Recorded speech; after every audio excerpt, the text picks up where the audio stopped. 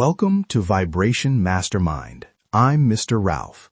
Today we're going to learn a short, powerful practice to interrupt scarcity stories the moment they pop up, something I call the if not for reset. This is practical, no fluff. By the end of this episode, you'll have a 3-step micro practice you can use in under a minute to shift how your subconscious reads money-related situations and start steering daily choices toward opportunity instead of fear. Hook. Imagine you finish a month with more incoming payments than last month, and someone asks if you can invest in a small ad test.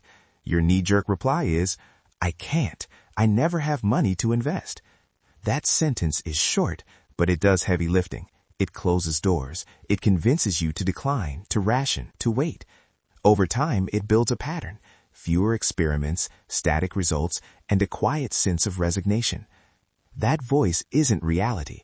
It's a story you've rehearsed so often your brain treats it like fact. The cost? Missed opportunities, stalled growth, and a steady reinforcement that the world is fixed. Today, we break that loop. Section 1. Why scarcity loops stick and what counterfactuals do. Let's get practical about what's happening under the hood. Human brains are prediction machines. We collect patterns, not just facts, and those patterns create a felt truth. A felt truth can contradict the data. You might literally have enough cash flow to test the ad, or a history of small wins you've never noticed, but your body reacts to the story it believes. One of the major ways the mind cements identity is through counterfactual thinking, the what-ifs we rehearse. When you tell yourself, if I had more confidence, I'd ask for that client, you aren't just imagining a different outcome. You're drawing a line between identity and result. Confidence equals success. Lack equals failure. Counterfactuals often go the other way too. If not for my upbringing, I'd be rich. Or, if not for bad luck, I'd have enough. Those hidden clauses make scarcity feel inevitable because they blame external circumstances or an immutable self. The trick is that those clauses are assumptions, not laws. They are opportunities for intervention. If we can bring them into the light and reframe the implied cause and effect, we can change the felt truth that drives choices. Section 2. Introducing the if not for reset and the 3 parts: spot, counterfactual, anchor. The if not for reset is a compact counterfactual reframe with 3 parts you can run in your head or say out loud. 1. Spot. Name the recurring scarcity sentence exactly as it shows up, no editorializing. 2. Counterfactual. Preface that sentence with if not for, and finish by identifying the hidden assumption the sentence relies on. This exposes the gap between the claim and the facts. 3. Anchor. Choose one tiny, believable action you can take in the next 24 hours that provides direct evidence against the assumption. That action doesn't have to be dramatic. It only needs to be real and repeatable. Why this works? Counterfactual framing reroutes the brain from a static identity script to a cause and effect hypothesis you can test. Once it's a hypothesis, you can gather data. And data changes felt truth much faster than pep talks. Guided practice. A live walkthrough you can repeat. Let's do it together. Step 1. Spot. Listen for your scarcity sentence. Maybe it's, I can't afford to hire help. Say it once, exactly. I can't afford to hire help. Step 2. Counterfactual. Ask, what unspoken reason is inside this sentence? Now say, if not for the belief that I must do everything perfectly myself, I would hire help. Notice what that does.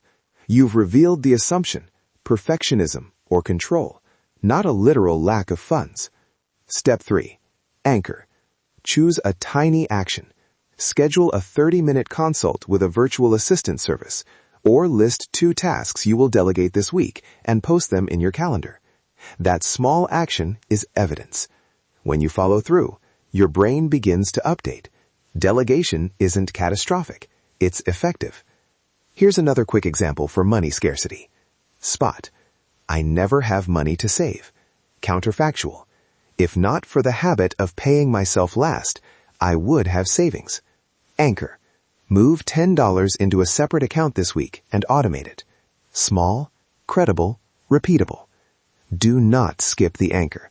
Logic without felt evidence rarely shifts identity. Section 3.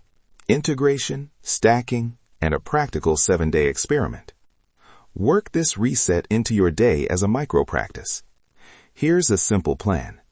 Each morning, pick one recurring scarcity sentence you heard in the last 24 hours.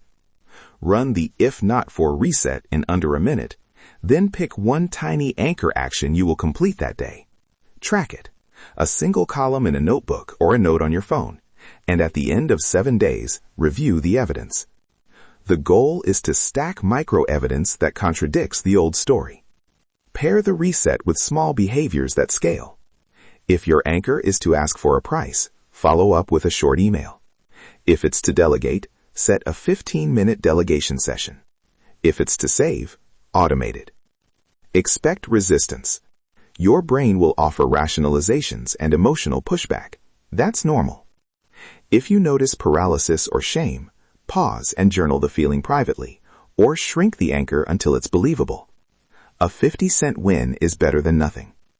Also be clear, this is a mindset tool, not a substitute for financial planning. Use the reset alongside budgets, advisors, and practical systems. Objections and caveats, briefly. Some listeners will say, this sounds like positive thinking. It's not about false optimism. It's about hypothesis testing. Other pushbacks, external factors matter. Absolutely. But even when external constraints exist, the narrative you run determines whether you look for solutions or surrender. If your situation involves deeper trauma or complex financial hardship, treat the reset as an adjunct, not a cure. If emotions surface, anger, shame, grief, pause, journal, or seek support. Don't escalate into self-blame.